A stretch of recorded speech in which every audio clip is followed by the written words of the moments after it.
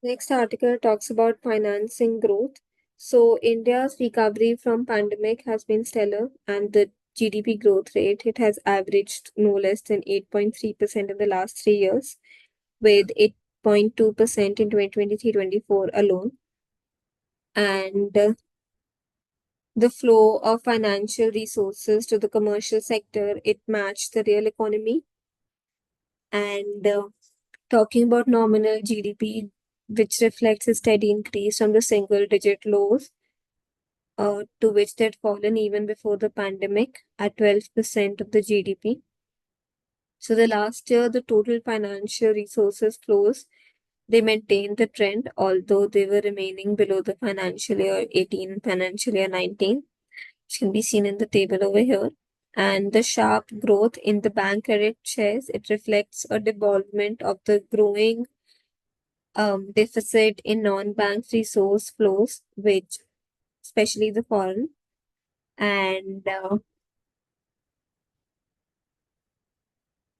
the financial year 2022 was a period which witnessed remarkable bounce in foreign resource flows shares, which were led by FDIs, and FDIs if resource have fallen back steeply from 2022-23, and the share of non-bank domestic resource, it has flows has progressed rather slowly.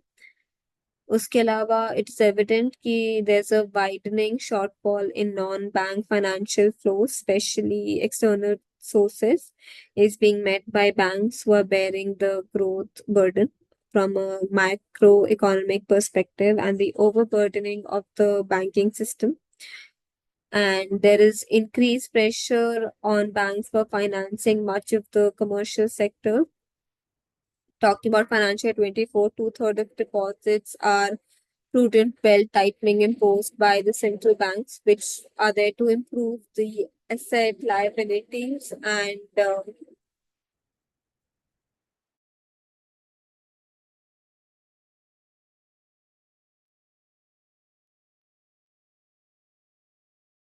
its financial pressure, which are also coincident with a decreased share of household financial saving. Now, if a credit slowdown lies ahead, consequently, it is difficult to say. So, the caution of a hidden constraint, that of financing, which could feed back to the real economy, and financing growth could then be constrained. The next article talks about, can MOUs help India in the semicon race? Now, talking about um, India Singapore semiconductor partnership. So it assumes significance as India aims to establish itself as a global node for semiconductor manufacturing, which would be driven by strong domestic demand in electronic and electric vehicles and manufacturing. And both the countries, they will focus on complementary strength in the semiconductor ecosystem and tap opportunities to strengthen the respective supply chain. So this would include government-led policies, exchanges on an ecosystem development, supply chain resilience, and work development, and a parallel business-to-business cooperation forum will also be established. Talking about Singapore's semiconductor ecosystem, then it has a well-developed semiconductor industry, which plays an important role in the global semiconductor supply chain, and it constitutes about 7 to 8% of the country's GDP, which contributes to 10% of the global semiconductor output, and about 20% of the world's semiconductor equipment production. It also happens from Singapore. And we have 76,000 crore allocated for production linked incentives under India Semiconductor Mission. And the focus of the partnership is to develop a resilient supply chain, which would be 4 to 5 times increase in skill gap in the next 3 to 4 years, as predicted in India's semiconductor industry expands. Article talks about banking liquidity slips into deficit after 3 months. So liquidity in the banking system, it has slipped into deficit after nearly 3 months. And the due date for GST payments being on the 20th of the deficit, it is likely to persist. Now, to provide relief to the bank, the RBI announced conducting variable repo rates auction of 5,000 crore on Friday. And by this, RBI basically wants to ensure enough liquidity in the banking system, and more such auctions, they cannot be ruled out next week. So now, staying surplus for the round 3 months, liquidity in the banking system, it has returned the deficit this month, and the banking system, it has witnessed a deficit of nearly 5,000 crore on September 17th. Now, during the first half of the current month, the surplus remained high. Now, the deficit is temporary and is mainly due to advanced tax payments, but the situation should be improved from the next month. Now, with liquidity swinging from surplus to deficit, the central bank has also stepped up its effort to infuse short term funds into the system. And this was mostly it. Next article coming soon, rupees 4.25 lakh crore weddings. Now, India is projected to host another 3.5 million weddings between November and mid December this year. So, this is up from the 3.2 million held in the same period in 2023. And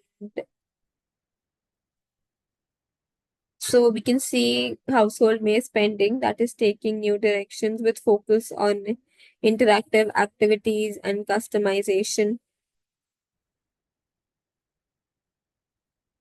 And weddings have started featuring on the spot activities, just say drone shows, DIY. Now the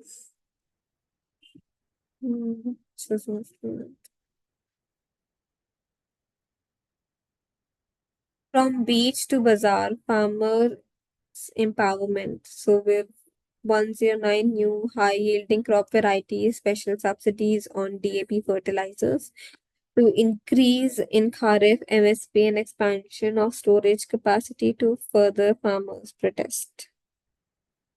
So paving the path to Viksit Bharat. Reducing debt is the same as tightening the fiscal deficit.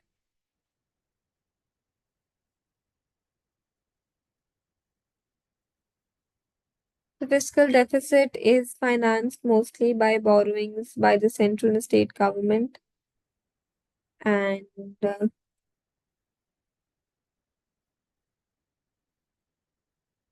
though improving India's fiscal parameters are a matter of concern, talking about the global context, our ratios are not out of sync with the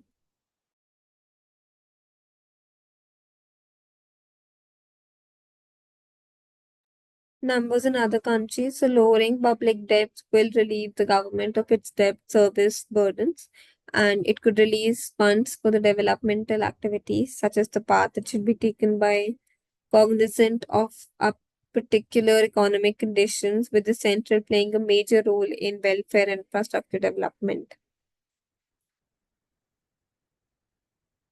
Last article talks about the latest superfood comes from an ancient African tree.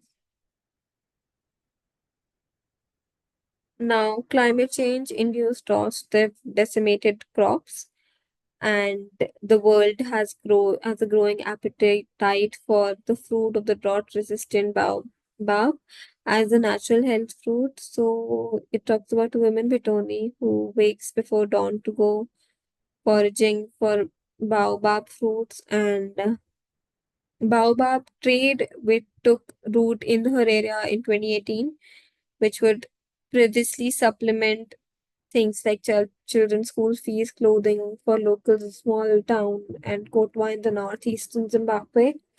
But now it has become a matter of survival following the latest devastating drought in southern Africa, which was worsened by the El Nino weather phenomena. And the global market for baobab production has spiked, which turns rural Africa area with an abundance of the trees into the source market. And tens of thousands of people like Pitoni, they've emerged to feed the need. And the African Baobab Alliance, with members associated with continent baobab producing countries, have projects that are more than 1 million rural and African women would reap economic benefits from the food.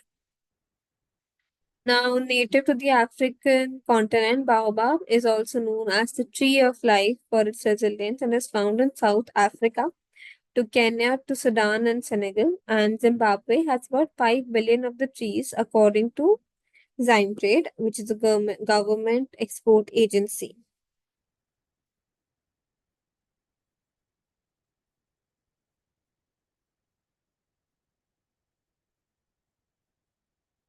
So, talk about the trade and how buyers they don't understand the need to increase the price for baobab. And China, US, and Europe, they now account for baobab powder's biggest market. So, this was mostly it. That's all for today. Thank you, everyone.